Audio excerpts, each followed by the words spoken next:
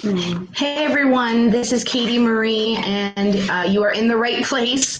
I know it's 10:30, but I'm just going to give it a couple more minutes because the numbers keep climbing for people coming in. So I'll start in a couple minutes. Thanks.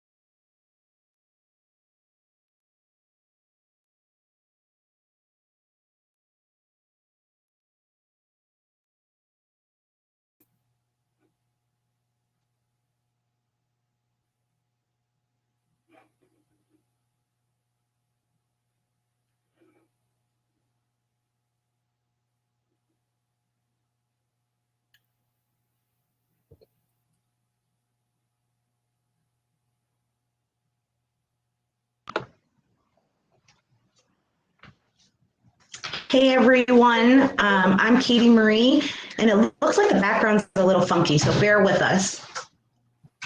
You want to introduce yourself?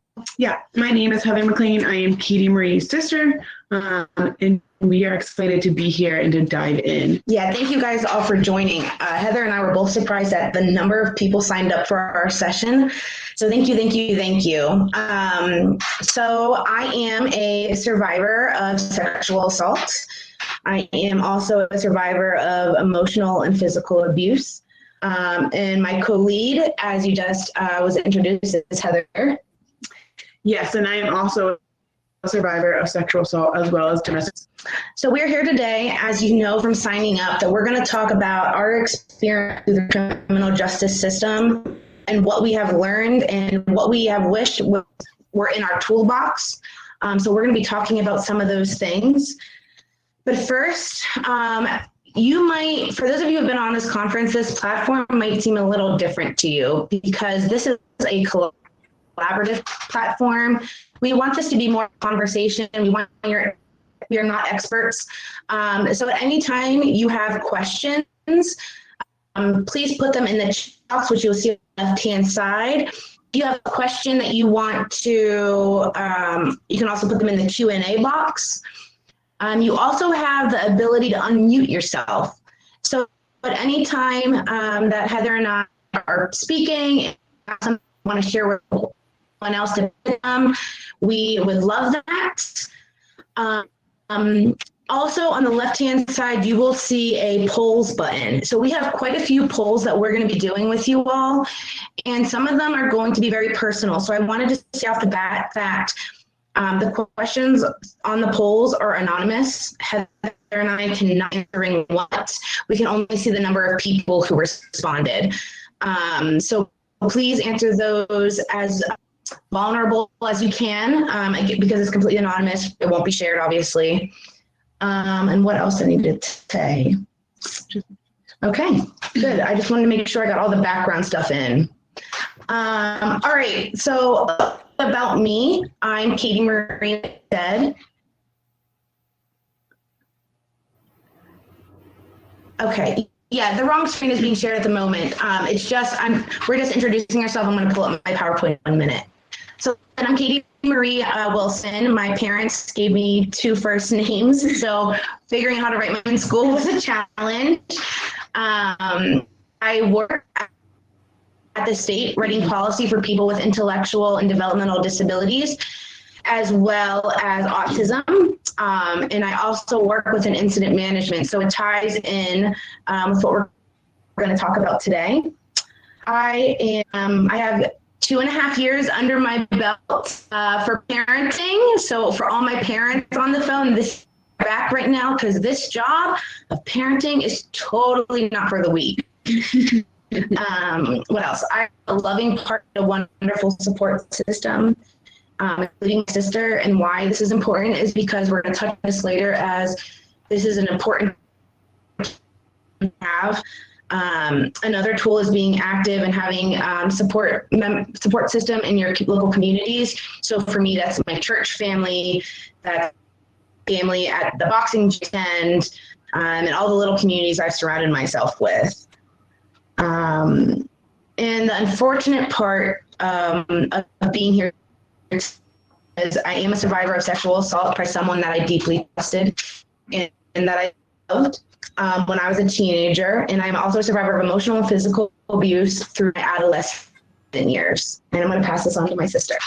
Hi, so like you said, my name is Heather, sister, and I'm also a survivor of sexual abuse and domestic violence. I have previously worked for a foster care agency that oversaw various kids' cases and providing them services to help them succeed academically, emotionally, physically, any services really they needed. I was a link for them.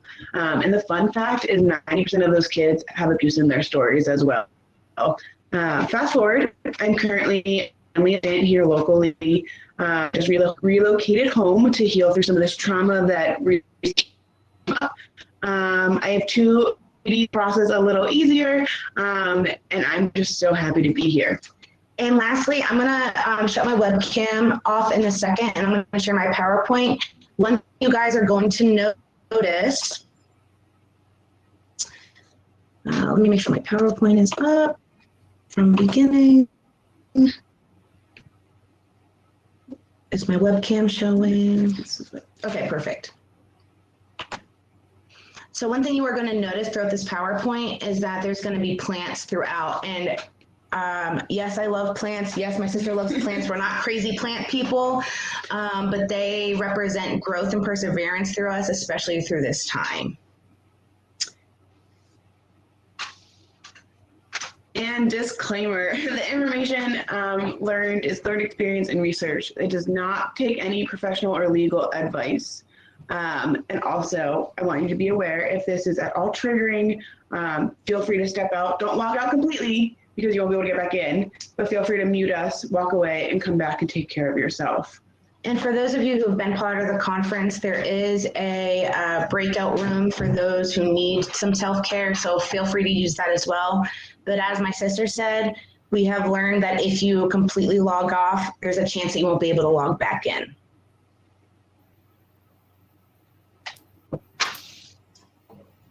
Good to know. Mm-hmm. So what do we have in store for you? We are going to talk about lots of definitions, education on what abuse, what we can do, what we should pack in our toolkits, what to expect, protections, resources for victims. We are also going to discuss issues and challenges that we have identified being a victim and walking through this process.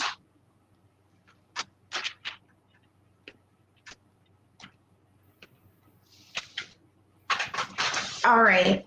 So first thing I wanted to say, if you guys are looking at the screen, in the left-hand corner, you're going to see this little tool kit image. On every slide that you see that, that is showing you that this is something that Heather and I wish we would have had in our pockets early on in our journey. And so we're hoping that you can carry this on to your victims you work with, or if you're a victim yourself. Okay, so this slide says all of the jargon, and I thought working in government was bad. So for my colleagues on the phone, you really understand what I'm talking about. But let me tell you that working for state government, I am so used to all the jargon and the acronyms that make complete sense to me, but make zero sense to anyone else. And boy, was it a wake-up call going from one realm to a different realm, not understanding anything. So when Heather and I first started walking through this process, like I said, we had no idea what we were doing. We knew we had to go to the cops, didn't know which cops, which led us down the road of working with a detective. And while this was in the early beginning stage, we started to contact different lawyers and talk to them to get a feel about who we're comfortable with. And during this time, we learned about the different cases. And to make it even more complicated, there's different lawyers who do the different cases. So we learned that there's a criminal case and a civil case. And a criminal case is when you are pursuing action against your perpetrator for breaking a law or multiple laws. And a civil case is normally thought about involving monetary outcome, right? It deals with disagreement between the victim and your perp, or the victim and the company. And as far as we know, this has nothing to do with breaking the law. This has more to do with like your loss through the victimization process of loss of wages, medical bills, etc. So this is like one of our first things that we came into place that we had no idea. Going to the next slide. Okay, more jogging. Shocking. So as we were going through, there was many documents that said plaintiff, Katie Marie Wilson, and it said the defendant and the person who we are, who unfortunately hurt us. And we had no idea. Like in our heads, we thought the defendant and the plaintiff were switched. So this is the first thing. So so like I said, the plaintiff is the person who's pursuing that legal action, right, against the defendant, who is the person being accused. So that's the first thing. The second thing is we also learn that there is different like types of trials, I'm going to call them, right? So there's this thing called a preliminary hearing, and then there's this thing called a trial, right? But in movies, they don't always predict these preliminary hearings. So this preliminary hearing is held if the defendant or your perpetrator has entered a plea of not guilty. So they're saying they're not guilty of the crime.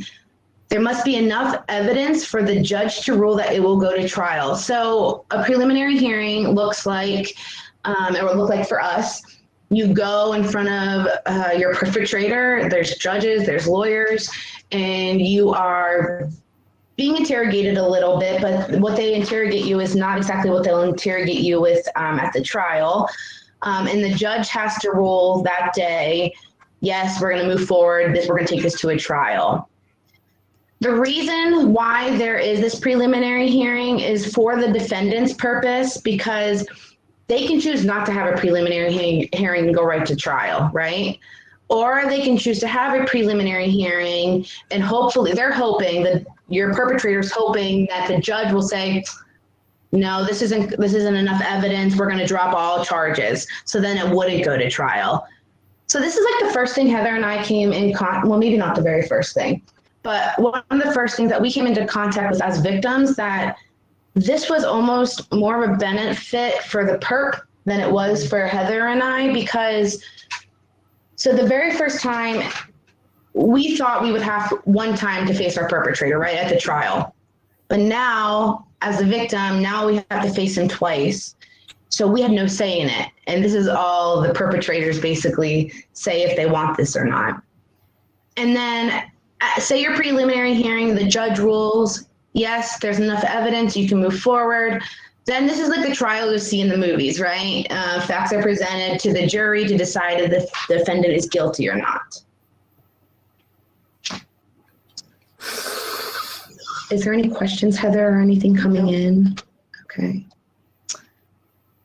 All right, guys. So this is going to be poll number 1. So if you go on your left-hand side and you click that little polls button, and you click, I think it says click vote now. And I am, okay, let me scroll down.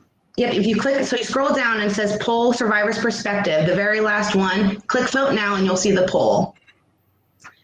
And while you guys are answering this poll, I am going to read you this quote on the slide. Morgan Harper Nichols is one of my favorite artists. She writes poetry and she also does amazing artwork. And a lot of her poetry has stuck with me and Heather. So this is the first one. Dive in beyond the reef. And what will you call it? Will you name this grand adventure? Will you call it into the deep? The day I finally learned to breathe? The strength I did not know I would need? Or will you simply call it be? So as you guys are voting, the poll says, I have personally experienced some form of abuse in my life, physical, psychological, emotional, sexual, or neglect. And the reason why we're asking this question is because Heather and I assumed, based on statistics and research, that there was going to be a lot of people in this session that have experience, that maybe there's people in here that never have come forward, right? But these are people who have experienced something. And as you can see on the slide, there is 75% of people who voted that have experienced some type of abuse. So this is just to show how big this systematic issue is.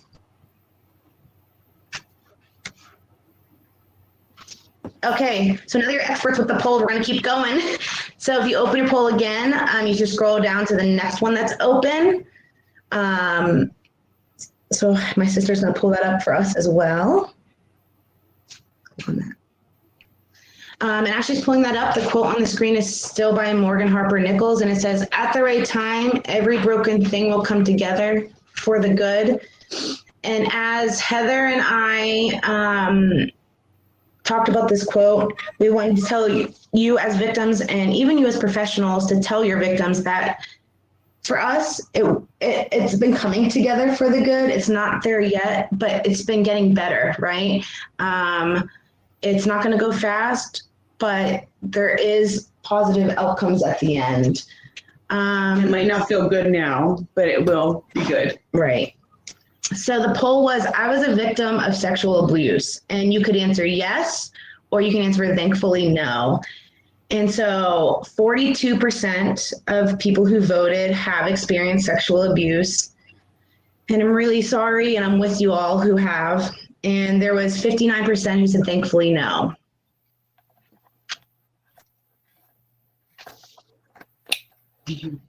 Okay. We have another poll, but this is going to lead us on into our next toolkit item. So our next thing that Heather and I wish we had in our toolkits prior to us being victims is education. The quote that we put on the slide says, knowledge is essential for countering this form of discrimination. Students need to know their rights, and schools need to know their responsibilities under the law. And the poll question is, and again, it's on your left-hand side, you click on polls, you scroll down, there's a third from the bottom, and you click vote now. The question is, when I was in middle school, I knew what consent was. And I'm surprised. This is giving me a little hope. So it's fluctuating as people are voting, but it looks like almost half. Wouldn't you say? Yeah, give it a minute. Let people vote. Come on, I know there's more of you on there. Yeah, so I think it's half and half. So yes, some people have been taught what consent was in middle school, and no, some people was not taught what consent was in middle school. And Heather and I fell into that category of no, and that's why this is something that we wish was in our past. It wouldn't have prevented what happened, but it would have given us education of what to do if something were to happen.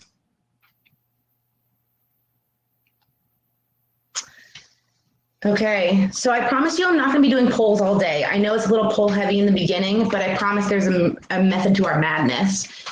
So again, click on the polls, fourth from the bottom.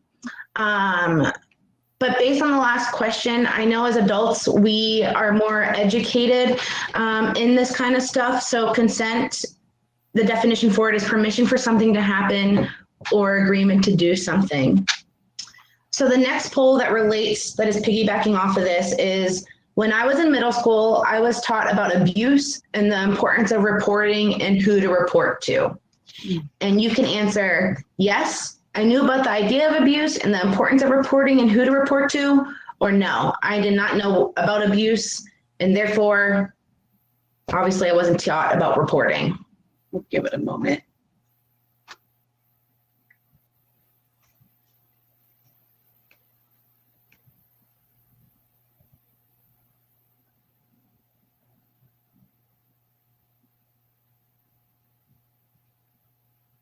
And I'm looking at the chat box.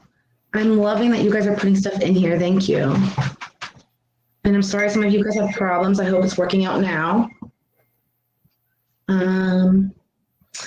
I work in a DA's office. Prelim is to find the probable cause. This bonds it to the criminal court. Sometimes the lawyers can discuss the evidence and the victim may not have to testify. Oh, good. Thank you for sharing that. And yeah, just to reiterate, and I want you guys all to know, this is again based on our experience and some of the research we have. So because it's collaborative, we are relying on you to help us fill in the other facts we don't know about. Perfect. Okay, so I'm gonna go back to the polls for a minute.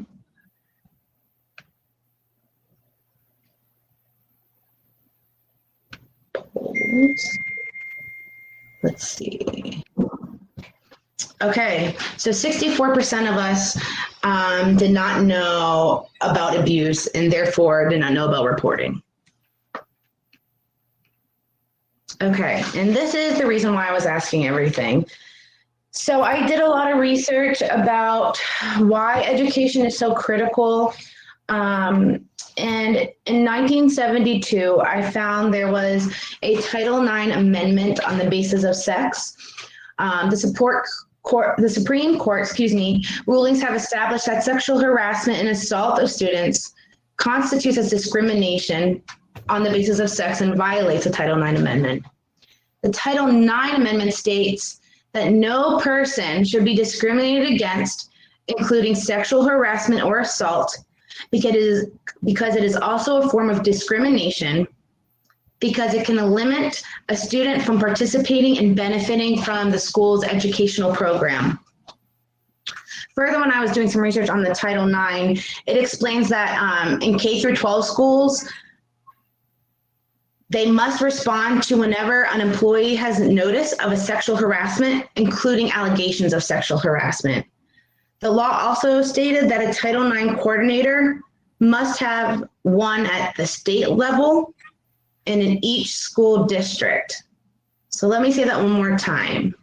The Title IX amendment says a Title IX coordinator must be at the state level, so one at the state level, and only one in each school district.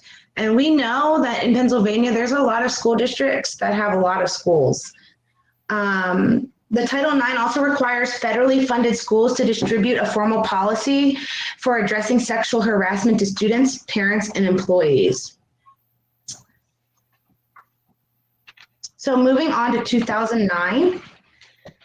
So there was this study that I found that it was a national study that surveyed kids all over the United States. And there was 4,500 kids total. And about half of those kids who were ages 17 and younger, so the whole sample was 17 and younger, half of those kids reported that they were assaulted at least once in the past year. Still in 2009, from that same exact survey, those children, 1 in 10 reported child maltreatment, 1 in 16 were victimized sexually, and 1 in 4 witnessed a violent act. And as I'm reading this and as I was doing research, I had no idea like how much young kids were impacted, right? Like my experience was when I was a early teen. I didn't know this affected kids even younger than that.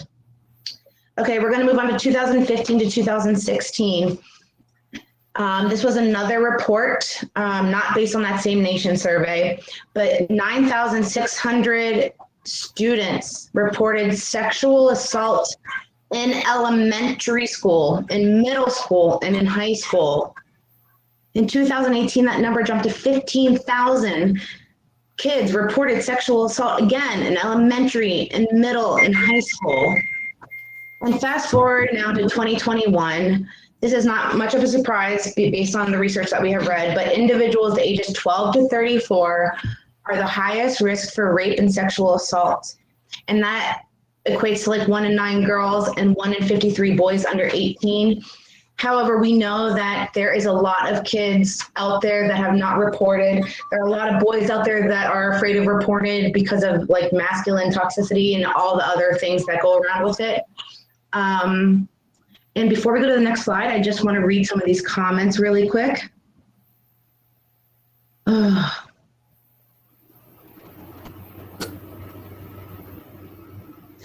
Thank you guys for sharing. And I hope you guys on the call are looking at this too and communicating with one another. I mean, even for me, who was that just shared? Sorry. Deborah just sharing, it just makes us feel not alone, right? That there's a lot of people out there that have experienced similar things, and sharing your story really does help the victim. So thank you for sharing that. It's very empowering. So thank you for being vulnerable. Yes. All right. So sticking on with the education and why we need to send our toolkits. All right, another poll is in there, so take a look at it. This is the 5th poll, so it's a 5th from the bottom. But while you are looking at that, I'm going to continue talking with what's on the slide. Okay, so I just depressed all of us about all these statistics about these poor kids, right? So what can we do about it? How can we stop it? So Heather and I were talking and we were doing a lot of research, and we decided, hey, we need to start talking to local schools, right, and school districts. Teachers, janitors, school board members, lunch staff, management should all be taught and informed of the different types of abuse or how to report it, or at least know the signs of abuse, right? And what to, and how and who to report to. We need to teach these individuals, like all those people I just mentioned, about the importance of this based on how high the numbers are right now for young kids, because it's happening right now. The second thing we talked about was, in order to protect future kids, we should be integrating these Title IX trainings as part of your annual development among staff. Even if the school has a Title IX coordinator, which is awesome, one person cannot be aware of everything happening at the school, right? All staff, from administrator to teachers, are important eyes and ears in the school, and need to know the law, the school's policies and procedures, and how to respond appropriately. From our experience, from Heather and I's experience, I know nothing could have 100% prevented this, but maybe, just maybe, if more people were educated about this, maybe someone would have noticed something that wasn't right and something was going on. It would have at least given more eyes to put on us, and maybe it would have given, we would have been able to come forward quicker. Okay, so looking at the poll, schools in PA are required to teach sex education, which includes information on healthy sexuality or sexual assault. So 55% said true, 44% said false. So unfortunately, the answer is false. Schools in Pennsylvania are not required to teach sex education. Some do, but they're not required. And if they do teach on sex education, there is a curriculum that they use. And they do teach, the curriculum is required to teach about STDs, including HIV, but it has nothing to include about sexual assault or healthy sexuality or consent. So that was just really interesting to Heather and I as we were doing research. Okay, I'm looking at the chat one more time. Very common.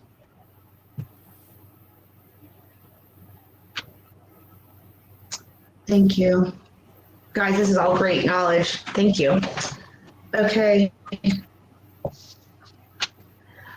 All right, I promise I'm going to pass this on to my sister because I'm sure you guys are sick of hearing my wonderful voice. Okay, so another, some other research we did, we found in a Washington Post article that discussed the gap between education that is given to students on sexual assault versus that knowledge given to students in college, right? So more kids in college knew what to look out for and who to contact, but there was no education in grade school. Teachers are far less prepared and unaware of their obligations in elementary, middle, and high school, and trauma-informed care is not widely taught.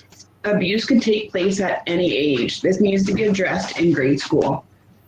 We also need to talk and educate the children starting in grade school. They need to understand about discrimination law, what it means at any age appropriate levels, ranging from good touch, bad touch, for younger children, all the way to rape and violence for high school age students and children.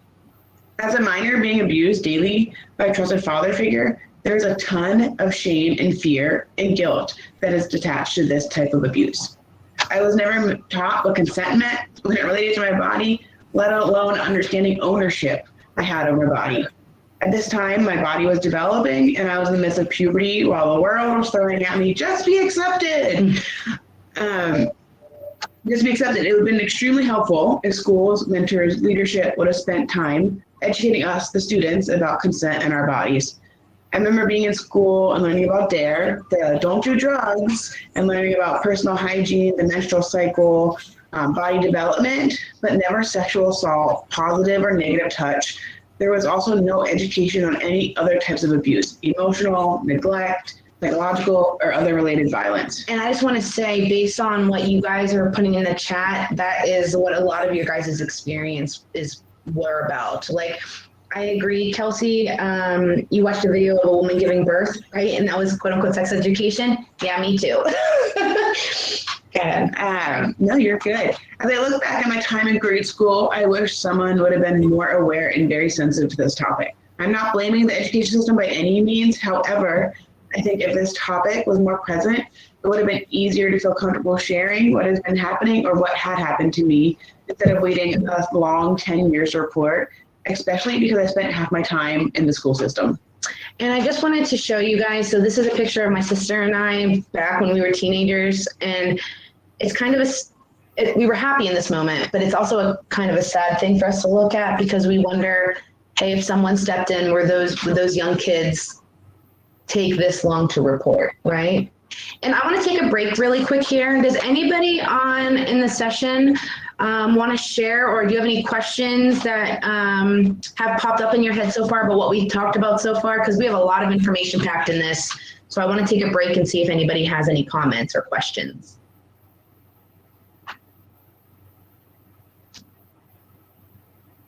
And don't be shy.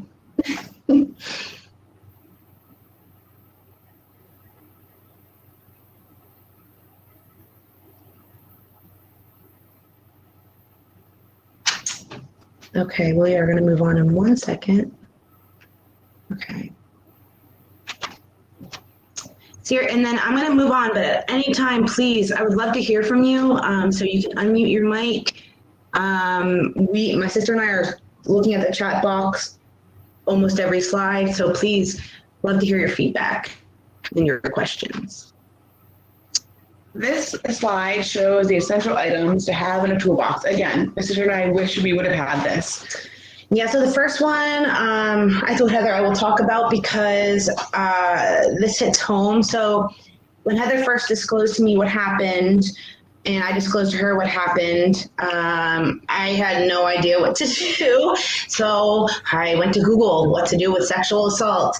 And this hotline came up, this helpline, and I am so thankful for it. Honestly, this is one of the most important things that it was easily to have in my toolkit. It was easy to find. I got in touch with a woman who came on the phone. She was so kind, so understanding and respectful, and met me where I was at. It was anonymous, so anything I shared with her it was confidential, yes.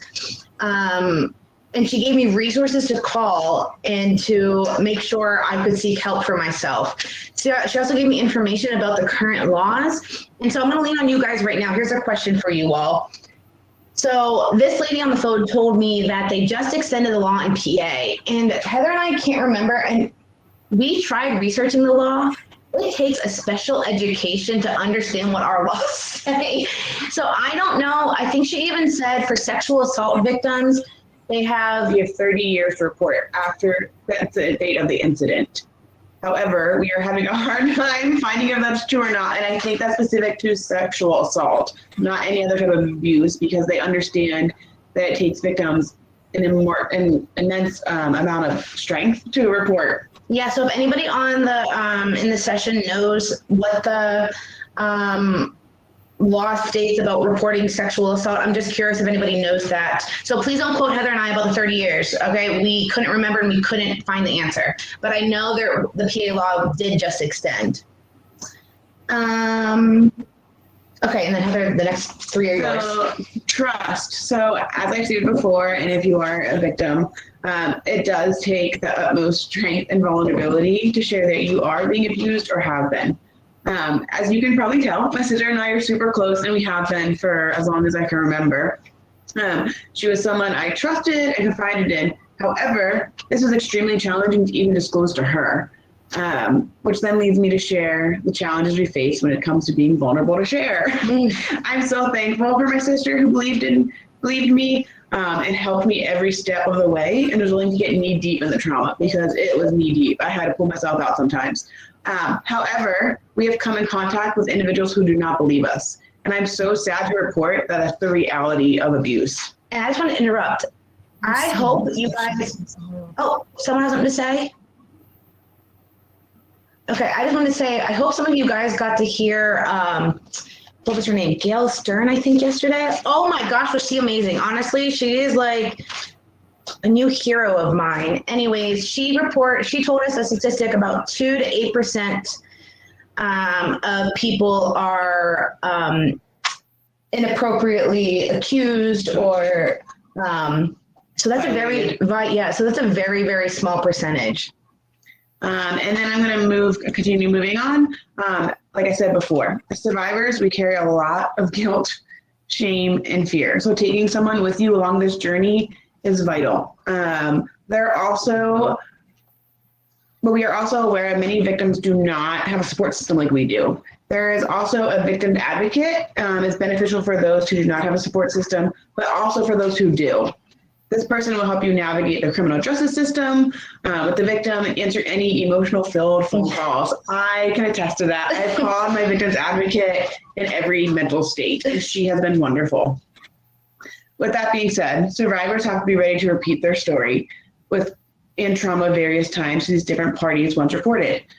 From our experience, we started with the police station, aware the incident happened, then they transferred us to detectives, and now we're communicating with the district attorney.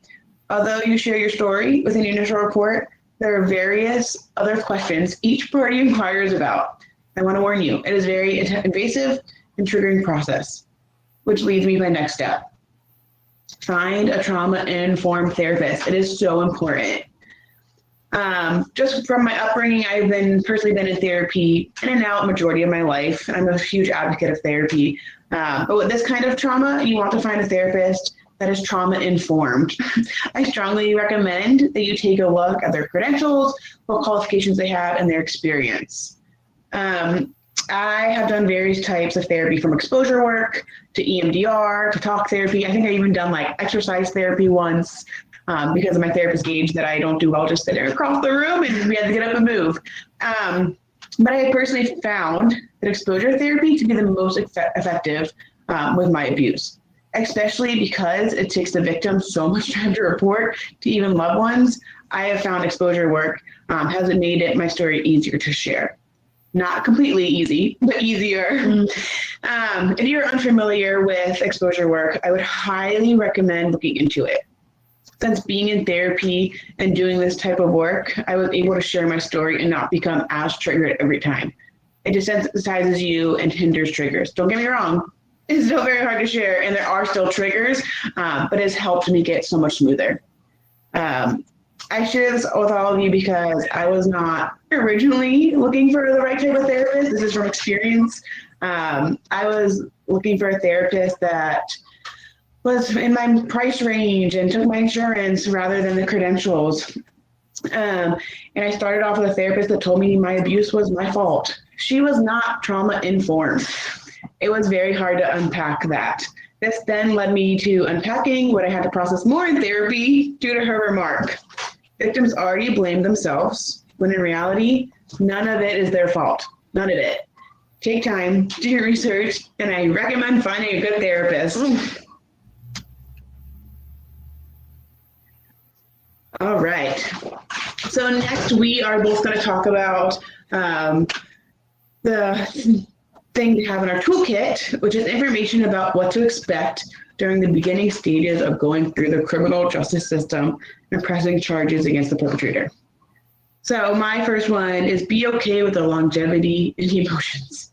Fatigue, mental exhaustion, raw, exposed. These are a few words I would describe since disclosing to my sister and moving forward with pressing charges. The process is intense, invasive, and very long. I thought once I disclosed it to my sister, it would be all over and I could take that off my chest. Wrong. Like I mentioned earlier, you have to retell your story, abuse, nearly a dozen times, if not more, before even hitting the courtroom. Then you share it again. Be okay with being emotionally and worn out in the process. And I just wanted to say really quick, these are things that we wish we would have been told, not to scare people off from reporting, but just for them to be ready for it. Because Heather and I had honest to God, we had no idea. We've never been through this before. We're still learning. Right. So this is not to scare anybody on the call, because it is very intense. But just to get you as a victim or you as a professional, just understanding what to expect. And then I would say my second one is let others care for you. So I am a caretaker. I will always be a caretaker, and I struggle with this. But since disclosing my abuse, it's been something that I've had to really allow happen. I would relate it to a wound. The wound is always going to be there. You have a scar, but if you touch it, it may still hurt. It inflicts pain. Just like you care for a wound that hasn't healed, you need to care for yourself and let others care for you. Again, super hard for me and probably for many of you, but you let people love you, let people care for you in this crazy season. Allow yourself to experience the cycles of emotion and be sensitive to yourself.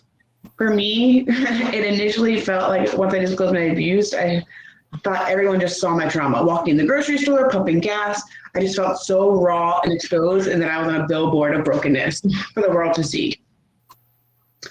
Get into therapy sessions. Find your solid support systems, the ones you can call when you're triggered, the ones you can call when you don't want to keep going anymore, and the ones when you want to celebrate a good day. Even if it's the smallest thing, you're going to need those people. I would even go as far as linking this to my advocate team. Their job is to support you, let them. Initially, I kept them at a distance, but look into the resources they have for you that can help. My victim's advocate is one of the most kindest, authentic people, and I'm forever thankful. She's received various calls from me in various mental states, like stated before, fearful, happy, confused, and she has always handled it with tender love and care. The victim advocate is what the terminology states. So there's an advocate to support you, guide you, and provide you with resources throughout the process. They understand the process, and I'm so thankful. And they understand in depth and understand the next steps before we even know them. The victim's advocate can assist with questions that need to be discussed between lawyers on both parties and help you navigate just various situations of the case. And then my next one is be okay with not knowing all the facts. This is a little bit repetitive, but I had to be okay with it and learned to be okay with not knowing everything. From what bond is, to what porters have access to what preliminary hearing is, to what trial is, to unsecure bond, secure bond, what is an ADA, what is an advocate, what a detective can do versus what a cop can do, what is a constable. The facts are just endless. And I mean, what we have touched about earlier, it just keeps going, it just unfolds. So become familiar with them and allow yourself to ask for clarity if you don't understand something. It's okay. And then my last one, which I struggle with and still working on, healing does not happen overnight. It's not an easy button, click, done, heal. This process is long. And yes, you will go through all the emotions, literally. So I am not an angry person. I've never really had an angry streak in me until I disclosed my abuse. And then I realized in therapy that I became angry, but my therapist said it's natural. So you will go through all the emotions.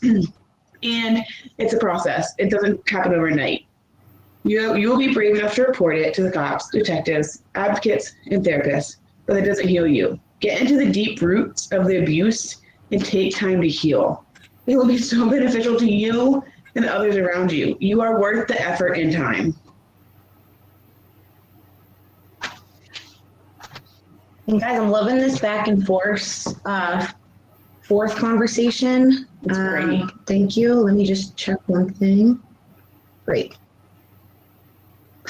Yeah, I just wanted to add to Heather's last one that, yeah, it might not feel good in the moment to dig deep into your wounds, but it's going to help you in the long run.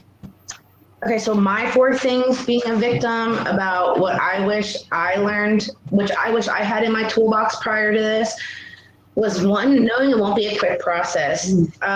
So Amen. Right. So like I thought a lot what movies taught us, right? Like, okay, we're gonna go to the cops, we're gonna get a detective, we're gonna get an investigation, and he's gonna be arrested, and then we're gonna go to trial. Well, no, that's not how it is. Everything is so slow. And I should have known that. I work in government. Like nothing is fast. But I'm also going to give grace a little bit because I know COVID has impacted everything. But even without COVID, it's a lot longer than you think. So I just think the victim should be aware about how long it will take. So for example, our first step was going to the police station.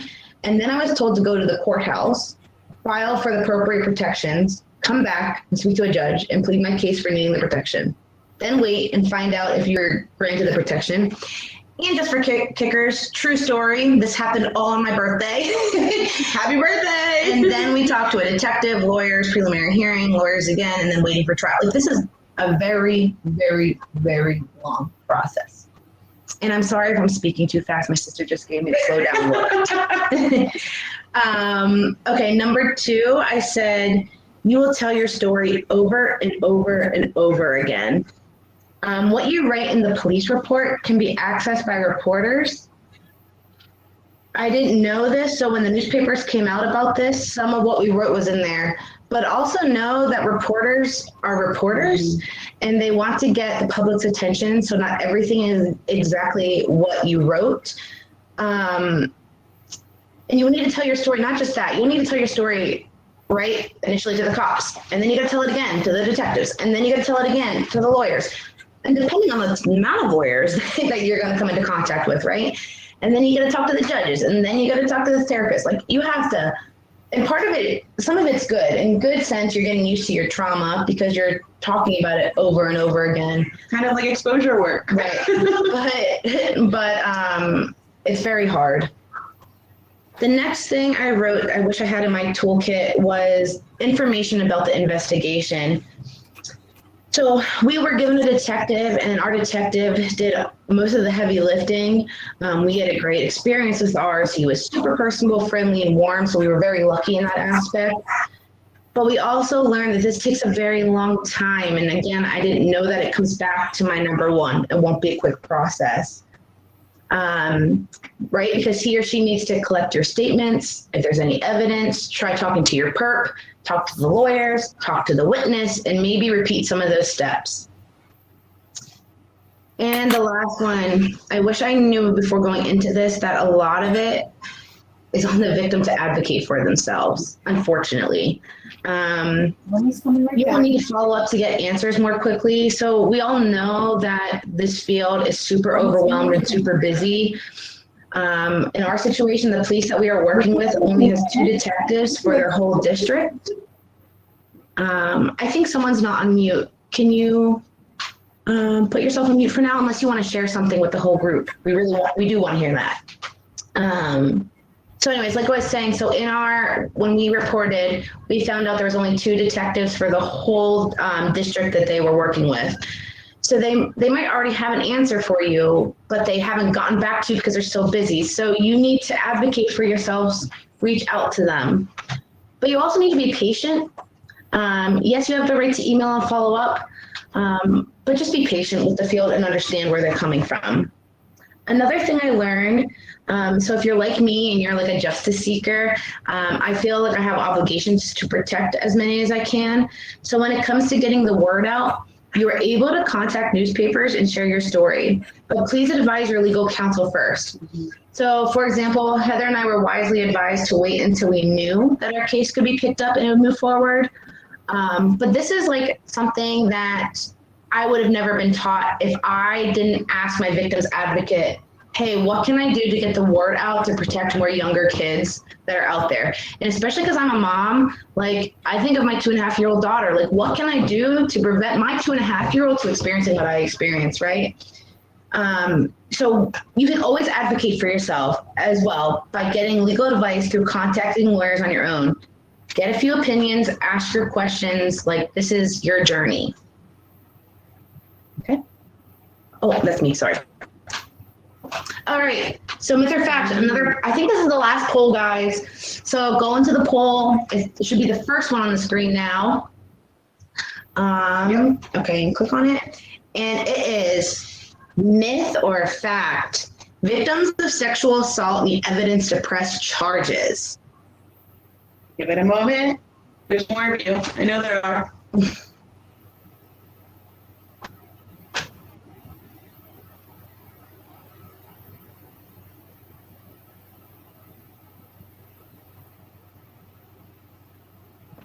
All right, let's see what the polls have said. All right, yeah, this is interesting. So far there's 60% of you who said it's a myth, and there's 40% of you who said it was a fact. I'll give it another few seconds.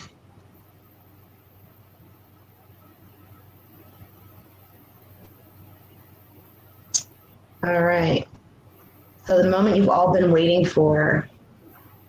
Oh, it's not on the screen. So I was part of the group who said fact. I thought that was fact. Thankfully, this statement's a myth.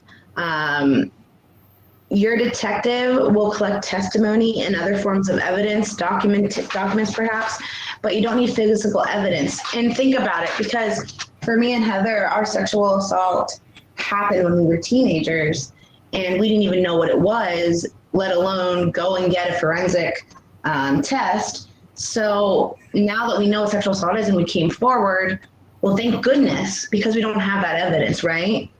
As Katie Marie said, your testimony alone is sufficient. However, there should be factual evidence as well.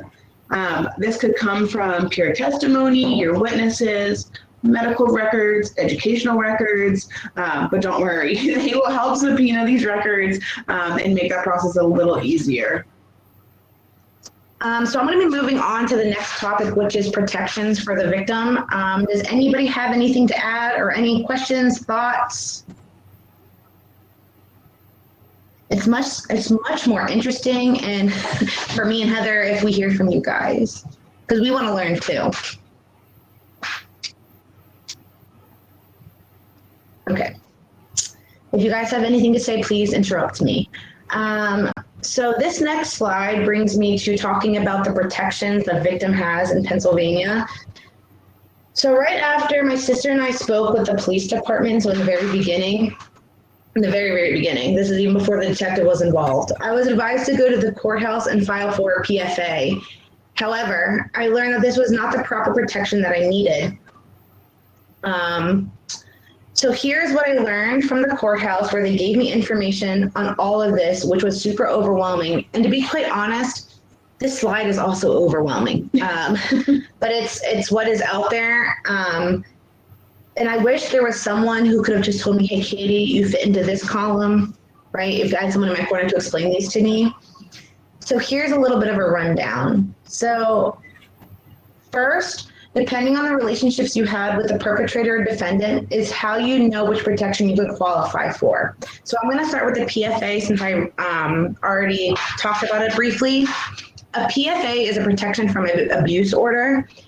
So if you have a relationship with your perpetrator, such as you were a current or former spouse, current or former sexual partner, you were a family member or a household member who are related by blood or through marriage, parent-child relationship, or a sibling, then you would qualify for a PFA. So you would go and apply for one. That doesn't mean it's granted. You still have to go through a judge, and they have to determine that you qualify. The other one that I'm going to talk about next is going back to the first column, the protection from intimidation order, also known as a PFI. These are for victims that have been harassed or stalked. So the victim and the perp do not have family members. They don't have any, they don't share a household, and the victim is under 18.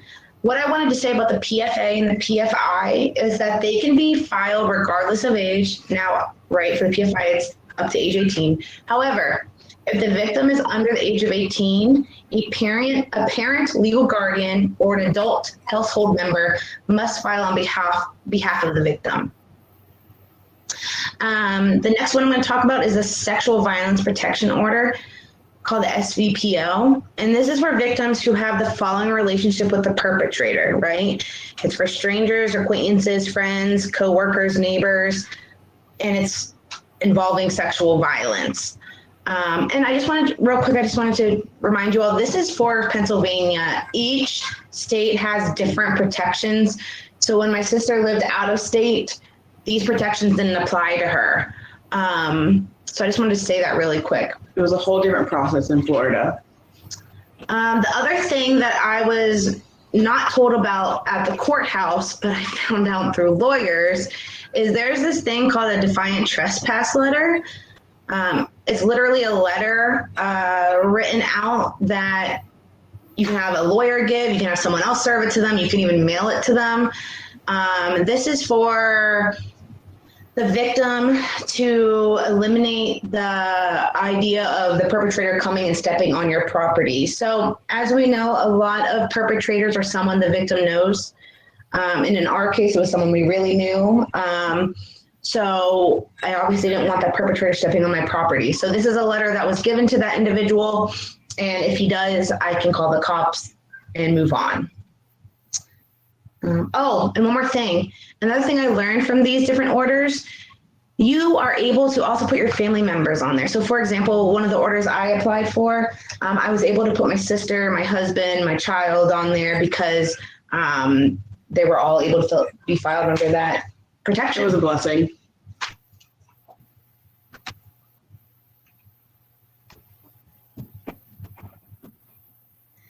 And Marsha, I saw your question and I love it. I'm gonna come back to it at the end if you're okay with that. All right, keep going. Oh, is it me? Okay, so moving on to the next slide. This is information for victims and professionals. So the first thing on the screen is a tool for professional. This is like more for the professional toolkit. As I have said, I am an advocate personally and professionally for people with disabilities, and I have also spent many years in the field doing direct care work. Sometimes individuals will need educated, not just once, but multiple times. This is true for anyone, disability or not. When you work with someone who is a victim of any abuse, they have rights to protections, as I just talked about, but they can also get victims assistance programs and get professionals to assist them. But the victim might not be ready to hear this. They might not even, at the moment that you're working with them or you're with them, they might not even identify as a victim, right? So it is your duty and your job as an advocate for that person to educate them and re-educate them about what protections are in place, what they can do for next steps, how to get self-care and self-help with actual professionals in this field. And it's just important to keep checking on them and to see if they would like assistance in finding a trauma-informed care therapist. The whole process of seeking justice through the criminal justice system will hopefully help the perp from doing the crime again. Oh my goodness, I stopped and I was like, help the perp, wait a minute. No, the whole process of seeking justice through the criminal justice system will hopefully help the perp by not doing that crime again. But unfortunately, it's not going to change what happened to the victim, right? The crime has already been committed. You can't go back and change what has happened. And I'm saying this because the process itself is very daunting and exhausting. The victim is going to need help from professionals to ensure they're receiving their own care while they're fighting for justice. I can't stress how important this is. In number 2, it says when abuse is suspected, reporting should happen. It's anonymous and a civil duty. The victim will not find out who reported it. The reporter does not need to be fearful. There are people in positions who are mandated reporters, but not everyone is. And you know you're a mandated reporter if you've been through the training and you got qualified as a mandated reporter. But for those of you who are not, let's say you're in the grocery store and you see or hear something that doesn't feel right. You making a phone call could save someone. So you should call. And I know you guys don't have this slide on your slide deck, so you can write this down right now. But here are important numbers and this is who you should call. So 1, you always have the right to call the police department. If you don't know who to call the police department. They should know and help you navigate the next step, right? If you know it's an adult that you're hearing or seeing, you can always call the Adult Protective Services, and the number's on the screen. And for Child Protective Services, so this number I got off their website for Pennsylvania. If it's a child that you're hearing or seeing, you are able to call Child Protective Services. But the main point I'm trying to say is just call. If you don't know who to call the police. So I'm going to go back to the slide again because Heather is going to talk about the last one. So one cool thing I learned throughout this process, is that if you are a victim of any type of abuse, there's a form at the DMV that you check a box and it hides your address from people finding it out, looking it up. And this is just another simple, cool way that we are protected as the victim.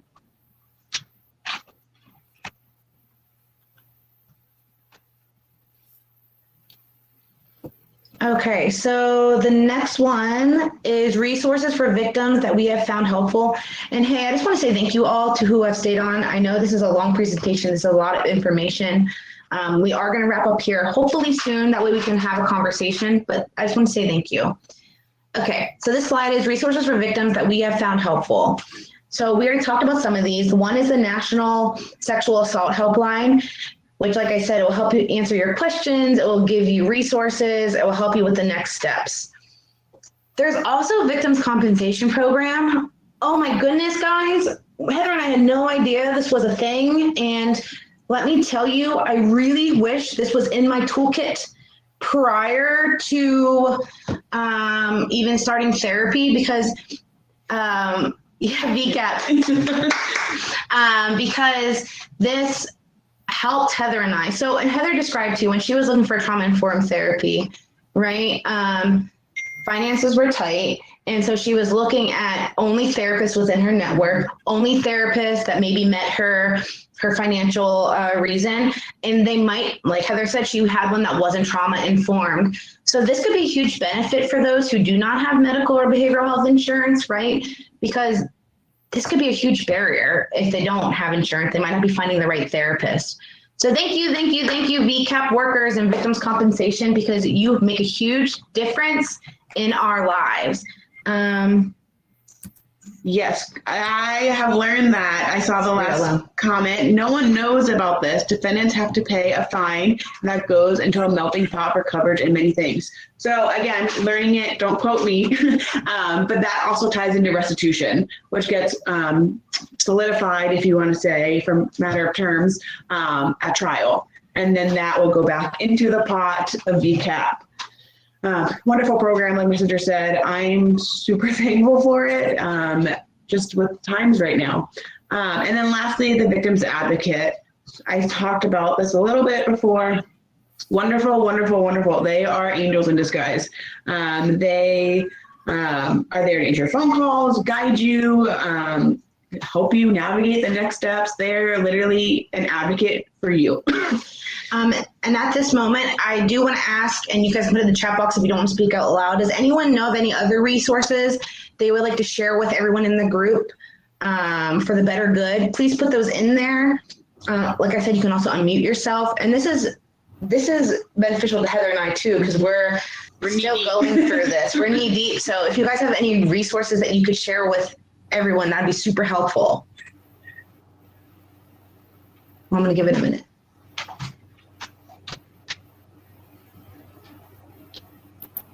Would you be kind enough to share the phone numbers again, please? Oh, of course. Thank you. And sorry if I butcher your name. Is it Anastasia? Victims Witness Coordinators. Do you want to say anything about that for other people on the line to get a little briefing on that?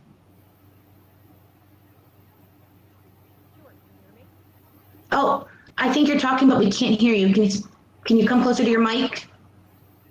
Okay, can you hear me now? Yes. Hi.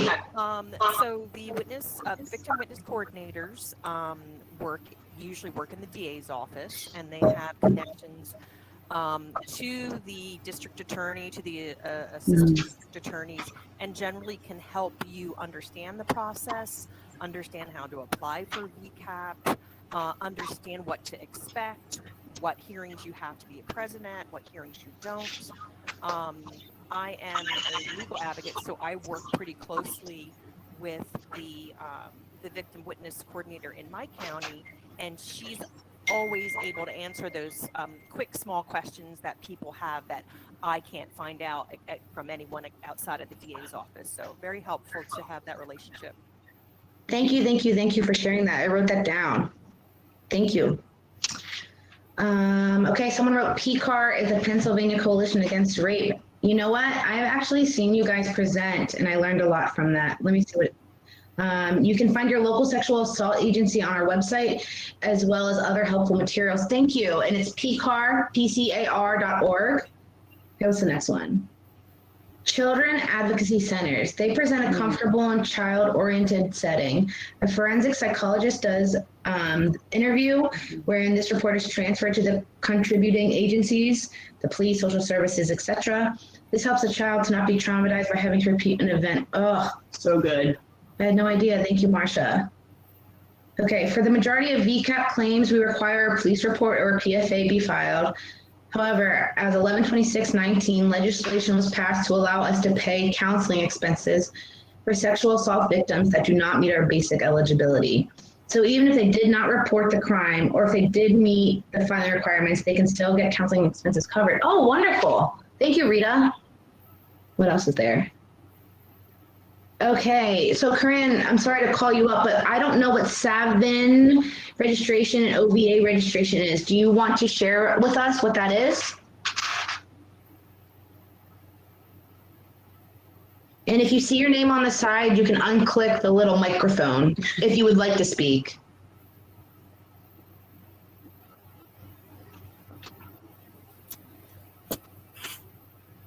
She said I'm trying.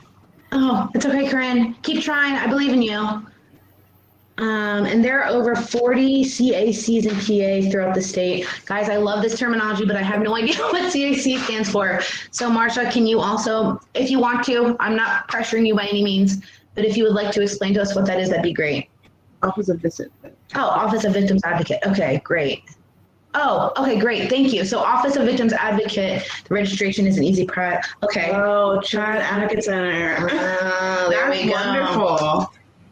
Okay, no, 7 notification is for the victim to get notification of the defense. Oh, Yes. yes. I did not know the terminology, but I'm thankfully very aware. Yes. Thank you guys for sharing those. And you guys can keep sharing them, but I'm going to continue moving For on. time's sake. Yep, and then we can come back to them. Did I go too far? Okay. So this is our victim's perspective, our problems that we saw that we think could be Improved. fixed. Yeah, improved. Improved. Okay, so the first one, initial report to who? So when Heather and I first disclosed to each other and we wanted to take action, we knew to call the police, but we called the police where I live, where Heather and I disclosed to each other. But then they transferred us to another police station, and that was like a housing center for police stations, and then they transferred us to another. So you need to sum this up. You need to call the police station where the incident happened.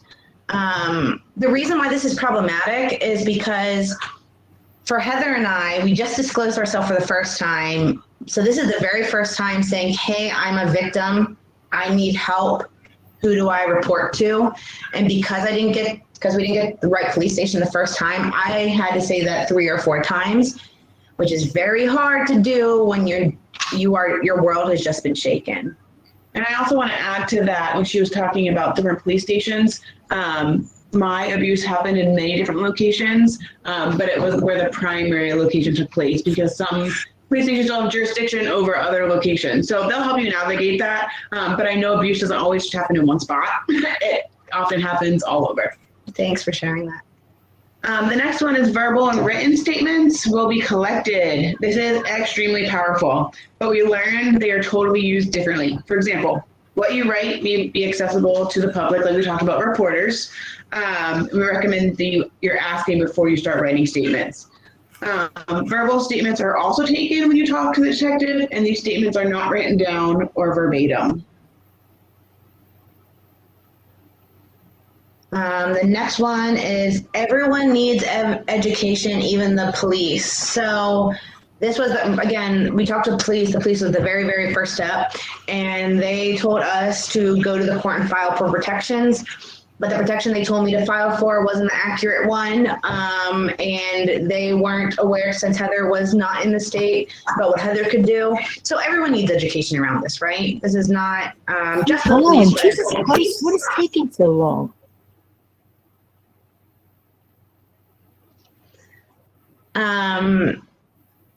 The fourth one is, it's a man's world. Joking, kind of. But there are a lot more men that we have dealt with than women. So all the lawyers, except for one, more men, maybe 2. The detectives that we dealt with, I think there was a female detective, but we didn't get her. Maternity leave or something. All the cops we've dealt with have been men. All the judges we have seen have been men.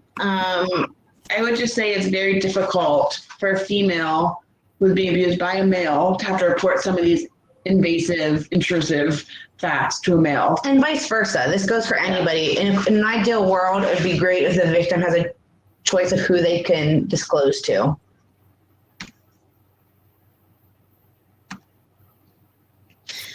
So another one is overworked resources. So when I called that helpline, the sexual violence hotline, I forget what the name of it is off the top of my head, they gave me some resources, free resources to call for sexual assault. And I unfortunately called multiple times and never got a call back or was unable to connect with them. And it's because everyone's overworked, right? So this is a problem that we thought in the future, in the ideal world, this could be fixed. And did we mention jargon? We were told we would get a district attorney. Huh? Come again? We were not informed about this until we took unnecessary steps into finding a private lawyer. So like I said, Heather and I did a lot of research on lawyers. We met with a bunch of them. We asked them all questions. But then we were told later on in the process that we would get a district attorney. Didn't even know what a district attorney was. For those of you who don't know what a district attorney is, in my victim's words. It's someone that works for the state that represents you, and the victim doesn't necessarily have or doesn't have to pay for it. No, it's through the state. Yeah. Okay, so I'm going to do this last slide, and then I'm going to pass it over to Heather, and then we're going to wrap up. So a few things we want to tell professionals for you to put in your toolkit. One, you need to be very personable. Heather and I have worked with a bunch of great people who have made it easy, but we also have worked with people who made us feel like we should shut down, right? Like maybe they said things that made us feel not worthy or we weren't worth their time. So you have to be personable. This is you're working with a really vulnerable population. Be aware of your nonverbals. This is really important to me because, so first off, nonverbals are how you say things with your face, right? You're not actually using any words. So when I was in the preliminary hearing, the people that were on my side, right, was my lawyers and my victim's advocate.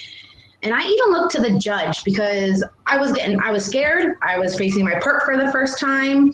And the judge, I was happy to say, had pretty good nonverbals for me. But if he didn't, or if my lawyer didn't, it might have discouraged me or made me overthink about what I said. So please be aware of your nonverbals. Be patient. Please do not rush your victim. Be patient with them when they call you. Be patient with them when they ask questions, maybe for the 5th, 6th, 7th time. Like, just be patient. Obviously, you need to advocate. You're going to work with some victims that don't have anybody in their corner. Fortunately for Heather and I, we have very great support system, but we have met some victims who have no one. And you might be their only advocate, and they might not be strong enough to advocate for themselves. So you need to be a really good advocate. And last one, self-care. And I kind of laugh at this one when Heather and I were preparing. I remember the first time we talked to the detective. He was so great. He was so great. And he would just tell me about his job and how many people he works with and the cases that he's like, he didn't say anything about the cases, but like was talking and generalized. And I said to him in the middle, me giving my testimony, this is how trauma works. You're not really with it. I go to him. So what do you do for self-care? After hearing all these crazy stories he deals with, I just can't. Self-care. Yeah, so if you're someone who works with a victim, even a friend or a family member, you have to take care of yourself too, because this is going to be heavy for you to carry as well. And to my fellow victims and survivors, I'm here for you. You are brave. I don't want you to think otherwise. This is not easy, and it takes bravery to do all this. It is not your fault. Like I said in the previous slide, that I have therapists who said it wasn't my fault. Again, she was not trauma informed, and I want you to hear me that it's not your fault. It will get better. I touched on this a little earlier.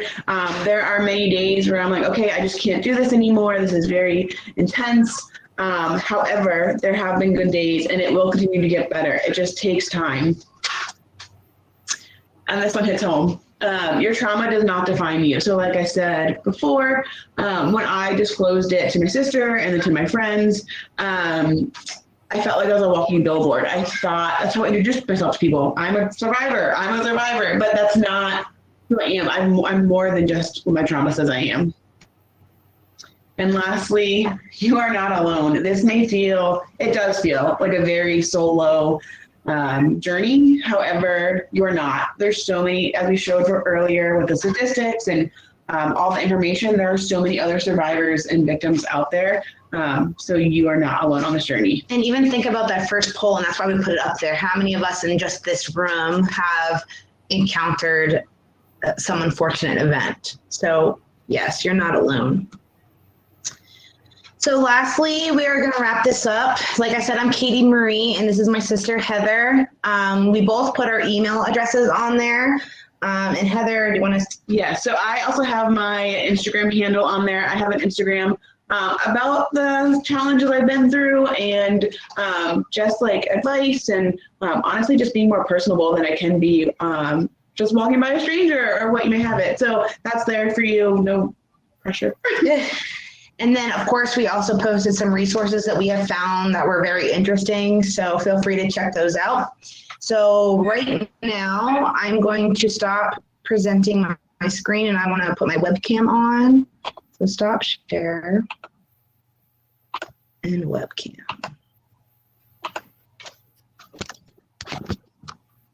All right. Hey, everyone. All right. So this is any open discussion, collaboration. Anybody have anything to share? Anything that we said that you guys wanted to clarify for others on the phone? Let me check the chat.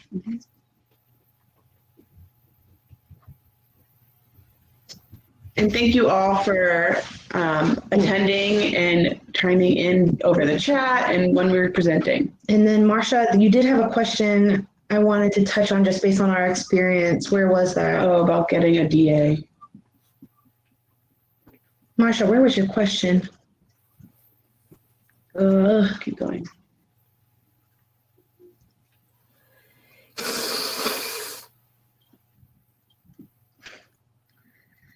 Okay.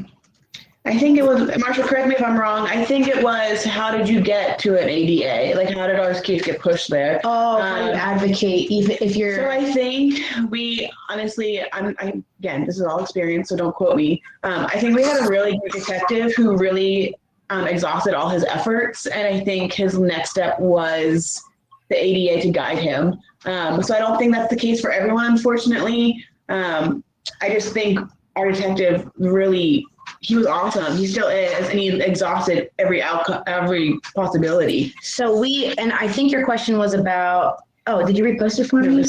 Oh, I think your question was about like what happens if your ADA doesn't want to pursue it or something, or your detective says there's not enough evidence. So that happened to Heather and I, but we had, again, you have to advocate for yourself. We made an appointment with our ADA, explained who we are, shared our story with them. And she was able to pull more information out of us. Maybe the detective didn't, and they reinvestigated. Yeah, so Corrine just answered it a little better than, I feel like she's more aware of this kind of stuff. If a crime has occurred, go to the local police so they can file charges.